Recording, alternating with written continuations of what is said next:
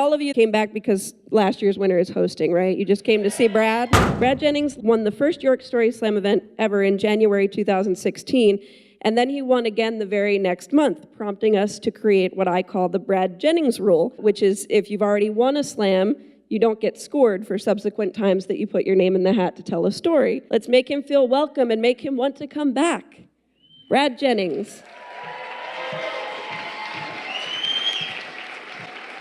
Thank you. I had a friend who was a big baseball player back in high school. And he could throw that speedball by you and make you look like a fool. I saw him the other night at the roadside bar. I was walking in and he was walking out, so we went back inside and sat down and had a few drinks, but all he kept talking about was Glory days. That's right. Thank you, Jimmy. So, Glory days, that's our theme here tonight, and we're going to hear some amazing stories on that theme from some really outstanding storytellers. But for me, thinking of Glory days, I don't have to go back much further than 1 year ago on this very stage, when I was named the York Story Slam, the first ever York Story Slam Grand Slam champion. And so, seeing as I'm the only person who's ever taken home that trophy there, I thought, who better than me to offer up some advice to tonight's storytellers? So if you remember my story last year, some of you might, it was about a really extreme wardrobe malfunction that I had with a pair of skimpy track shorts during a high school track meet in front of hundreds of people. And yes, it was that bad. So with that in mind, here's some tips for our storytellers tonight. Number one, you got to let it all hang out. Just lay it bare, put it all out there, the good, the bad, and the ugly. Number two, it doesn't have to be long to be impressive. The stories we hear tonight are all going to be about 5 minutes long, and we'll get to that a little bit more in a minute, but you'd be surprised at how much you can pack into that amount of time. Number three, it's not as hard as it looks. I know most of our storytellers are used to the back room at the Holy Hound, which is a much more intimate room. This is a lot bigger space, but I'm telling you, once you get up here and start talking, you'll find your rhythm. And lastly, it takes balls.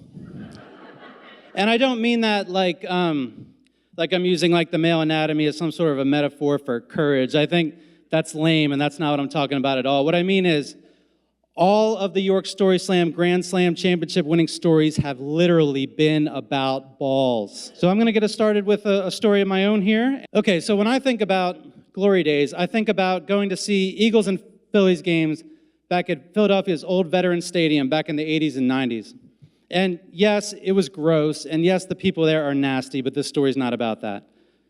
This is actually about people coming together and doing the right thing. So back in 1995, I went to a Phillies game with my good friend Jay and his girlfriend Susie, and it was a beautiful night for baseball. We had great seats on the first base line. It was a gorgeous June night. It was perfect.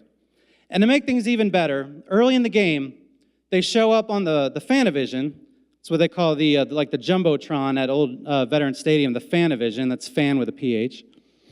They show on the Fanavision who's at the game that night? Hootie and the Blowfish.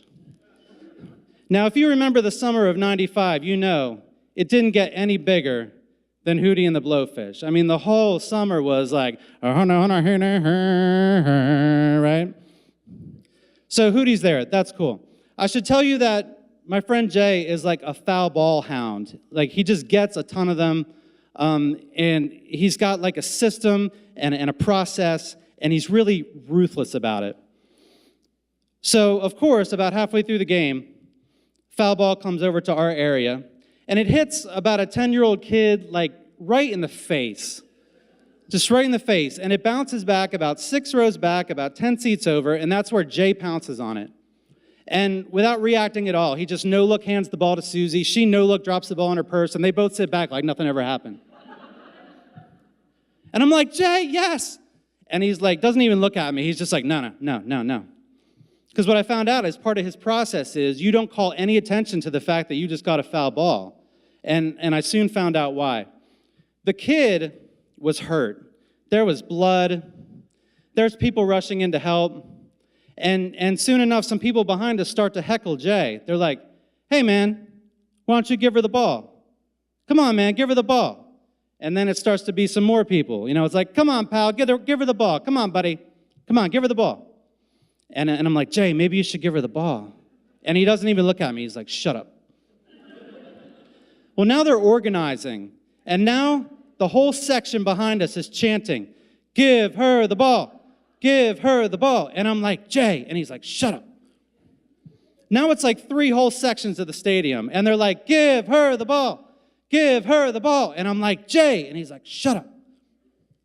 Now we're on the Fanavision. And they're cutting back and forth between shots of Jay sitting there stoically and people in the crowd chanting, give her the ball. Give her the ball. I'm like, Jay. He's like, shut up. Now, Hootie and the Blowfish is back on the Fanavision, and they're chanting, give her the ball. Give her the ball, which kind of surprised me, right? Because I thought their whole thing was, just let her cry, right? So the paramedics take the kid out. Things settle down a little bit, but I can still feel the venom sort of boiling up behind us.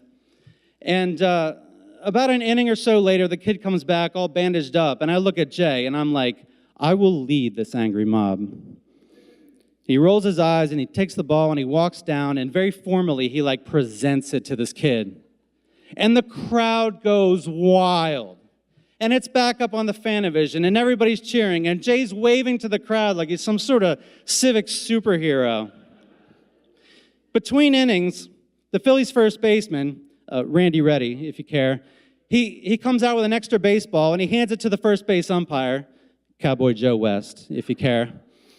And he points up at Jay, and Joe West comes over to the stands and calls Jay down and shakes his hand and hands him this replacement baseball, and the crowd's cheering again, and Jay's waving again, and he looks like he's just Times Man of the Year, right? And it gets even better, because the Phillies were losing 2-1 in the bottom of the ninth. They hit a 3-run walk-off home run to win the game, hit by Tony Longmire, if you care. And the whole stadium's going nuts, and we're all leaving, and we're in that mad scramble up on the concourse to get out of there, and we come face to face with Hootie and the Blowfish. And their lead guitarist, Mark Bryan, if you care, he's like, hey, it's give her the ball guy. Hey, give her the ball guy. And it's high fives all around from Hootie. And we are in our glory. There's a footnote to that story, and it's that the kid that sparked the give her the ball chant was actually a boy with a really unfortunate haircut. But he got a foul ball and a story to tell, and we got a ball and a story to tell, and Hootie got a story to tell, and the Phillies won in dramatic fashion, and it was just another glorious day at Old Veterans Stadium. Thank you.